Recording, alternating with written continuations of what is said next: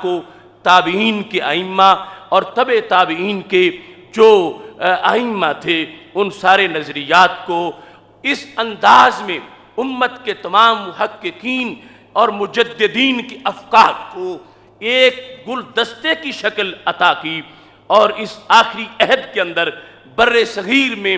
کلامی مسائل کے اندر انہوں نے اتنی دیانت اور امانت سے کام کیا اور اس انداز میں معیار قائم کیا کہ آج ہم جس وقت سارے ان ائمہ کے جو میجر اعتقادی فیصلے ہیں ان کو ایک جگہ پڑھنا چاہیں تو اس مقام کو فکر رضا سے تعبیر کیا جاتا ہے،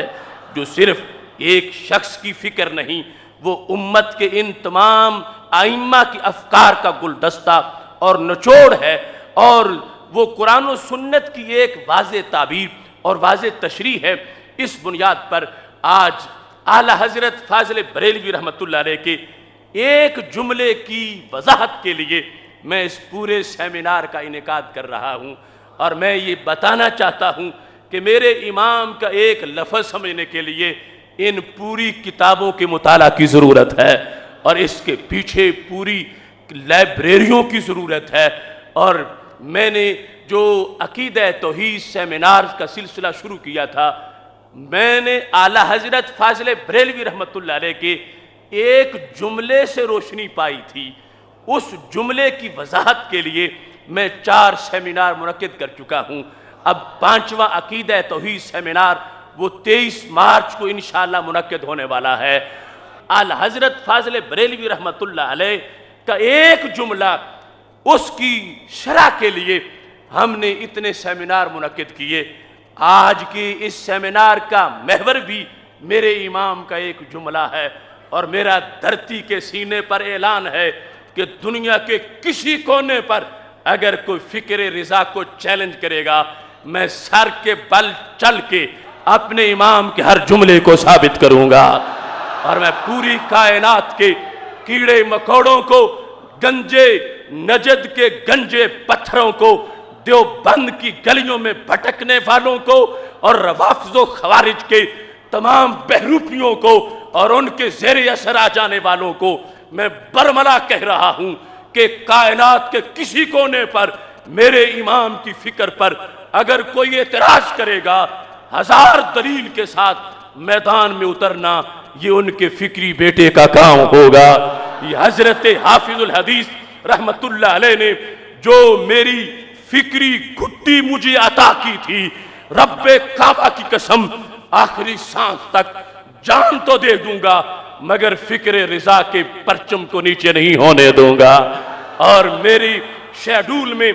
درجنوں نہیں ایسے سینکڑوں سیمینار ہیں، اور میں نے امت کے وہ مسائل کہ جن پر کہیں رافضی سنی کو اغوا کرنے کی کوشش کرتا ہے اور کہیں خارجی کھینچ کے اپنے کیمپ میں لے جانے کی بات کرتا ہے، کہیں قادیانی، کہیں یہودی، کہیں عیسائی، کہیں کوئی نیچری، کہیں کوئی چکڑالوی، کہیں کسی فتنے کی کوئی بلا بھی، اور کسی فکر کا کوئی بدمست ہاتھی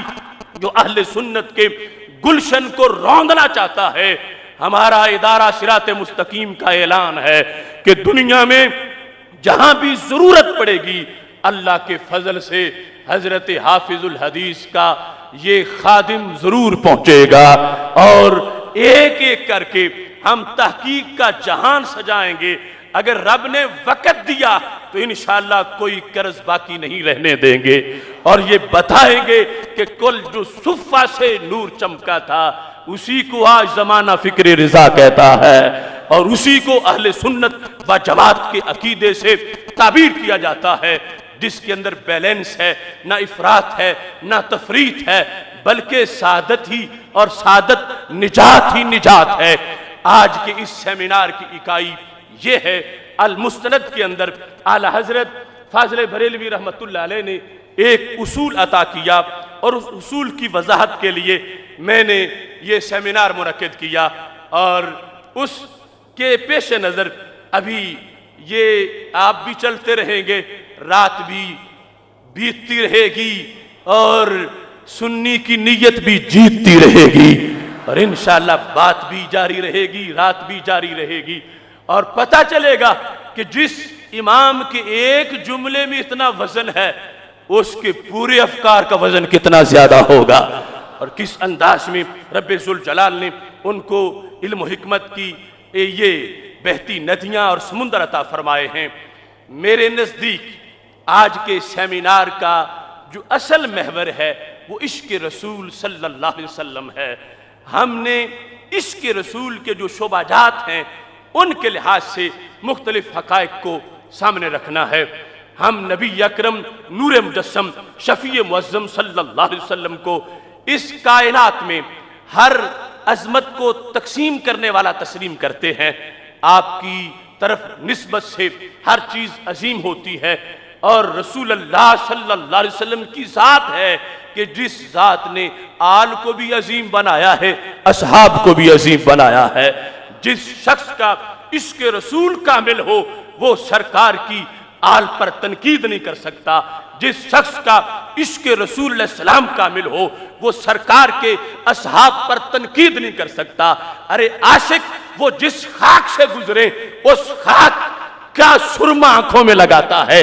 عاشق جس سواری پہ وہ بیٹھ جائیں اس سواری کی بھی بے ادبی نہیں ہونے دیتا۔ تو عاشق کیسے برداشت کرے گا کہ ان کی آل کے کسی فرد پر تنقید برداشت کر لے؟ عاشق کیسے برداشت کر سکتا ہے کہ جنہیں سرکار نے پڑھایا ہے، صحبت بخشی ہے اور تیار کیا ہے، ان میں سے کسی کی طرف عیب کی نسبت کی جا رہی ہو تو وہ چپ ہو جائے؟ اس واسطے میں سمجھتا ہوں ایک طرف رافضیت ہے، ایک طرف خارجیت ہے۔ ان کے نزدیک معیار رسول اللہ صلی اللہ علیہ وسلم کی ذات گرامی کی نسبت نہیں، وہ پرائیویٹ ووٹر بنے ہوئے ہیں اور اپنے اپنے دھڑے کی بات کرتے ہیں۔ ہمارے نزدیک معیار نبی اکرم نور مجسم شفیع معظم صلی اللہ علیہ وسلم کی ذات گرامی ہے۔ جب سرکار کی نسبت نے ہر ایک کو مالا مال کیا ہے تو پھر ان دونوں جانبوں کی محبت آپس میں ٹکراتی نہیں، یکجا پائی جاتی ہے، اور ایک طرف کی محبت کامل ہو ہی نہیں سکتی جب تک کہ دوسری طرف کی محبت حاصل نہ ہو۔ یہ محبتیں آپس میں لازم و ملزوم ہیں، جس کی بنیاد پر سنی کا سینہ وہ سینہ ہے جو اس جہت میں بھی مدینہ ہے کہ ایک محبت یہاں نہیں پائی جاتی، یہاں سرکار کی ہر نسبت کا پیار پایا جاتا ہے۔ المستند کے اندر اعلی حضرت فاضل بریلوی رحمۃ اللہ علیہ نے یہ اصول بیان کیا جس کے زیر اہتمام آج کا حضرت امیر معاویہ رضی اللہ تعالیٰ عنہ سیمینار منعقد کیا جا رہا ہے۔ یہ اجمی امام کی عربی ہے۔ جب میں بغداد شریف میں پڑھتا تھا تو چند نمونے میں نے پیش کیے تو عرب کہنے لگے ان کی عربی پہ تو عرب کو بھی رشک آتا ہے۔ امام احمد رضا بریلوی اس انسان کا نام ہے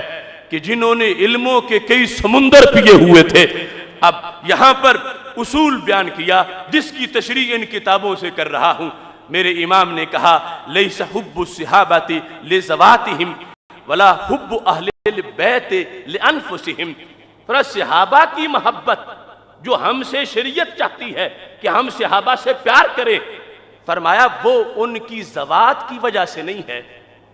صحابہ کا پیار جو شریعت ہم سے مانگتی ہے کہ ہم صحابہ سے پیار کریں، فرمایا وہ صحابہ کی ذوات کی وجہ سے نہیں ہے۔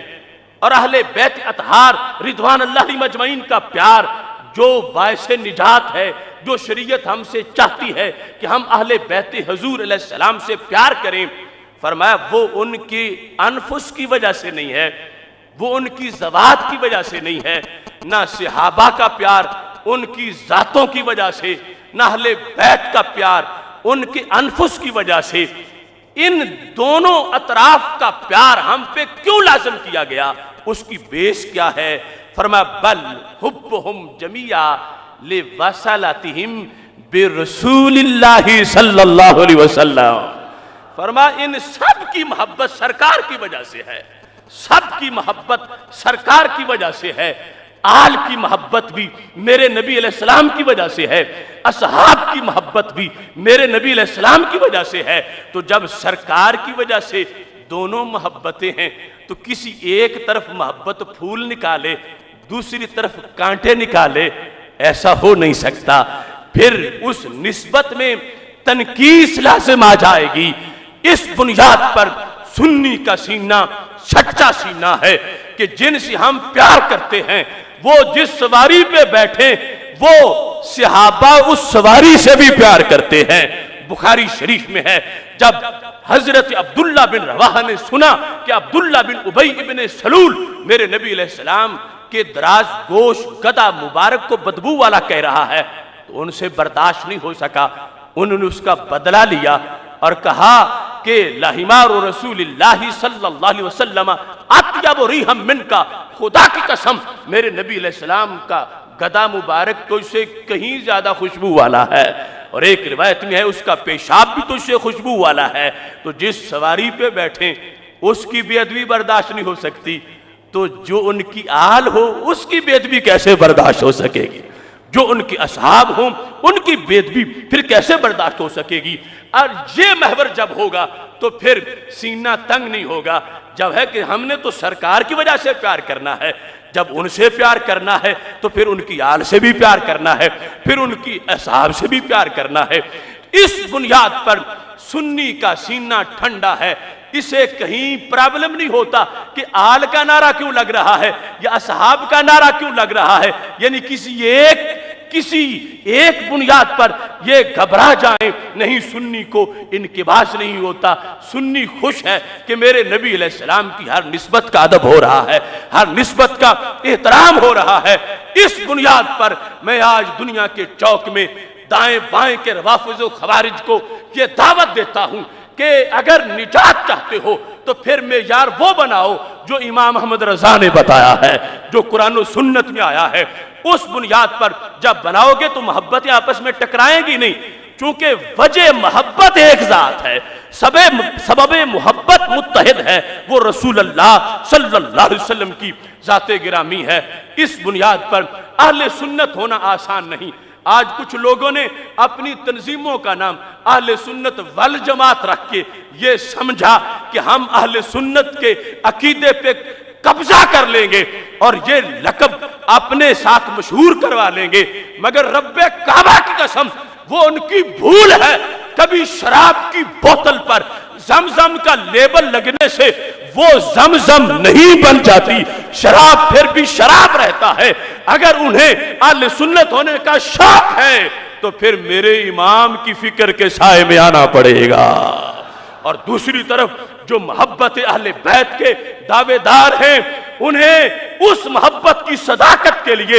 اس اصول پہ آنا پڑے گا کہ جن کی نسبت سے آل عظیم ہے تو پھر ان کی نسبت سے اصحاب بھی عظیم ہیں۔ یہ ہے وہ اصول جس کے پیش نظر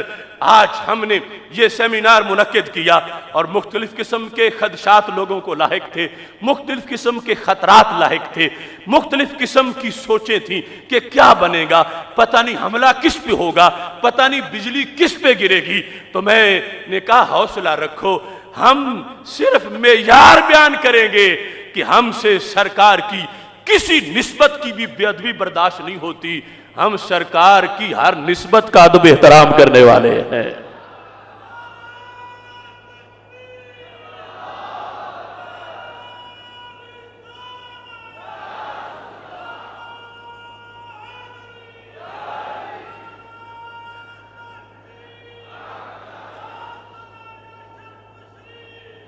اب دیکھو اس مقام پر،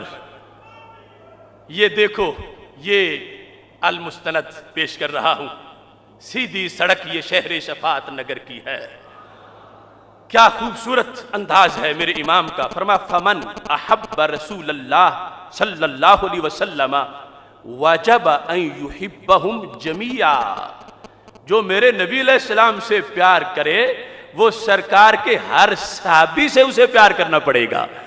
واجب ہے اس پر کہ اہل بیت کے ہر فرد سے پیار کرے، اصحاب کے ہر فرد سے پیار کرے، ان میں سے کسی سے بھی بغض نہ رکھے، نہ آل کے کسی فرد سے بغض رکھے، نہ اصحاب کے کسی فرد سے بغض رکھے، چونکہ سرکار کی وجہ سے پیار کرنا ہے۔ اس بنیاد پر فرماتے ہیں وَمَنْ أَبْغَضَ بَعْدَهُمْ ثَبَتَ أَنَّهُ لَا يُحِبُّ رَسُولَ اللَّهِ صلی اللہ علیہ وسلم، فرمایا جو آل میں سے کسی ایک سے بھی بغض رکھے پتہ چلا کہ وہ سرکار کا عاشق نہیں ہے، اور جو اصحاب میں سے کسی ایک سے بھی بغض رکھتا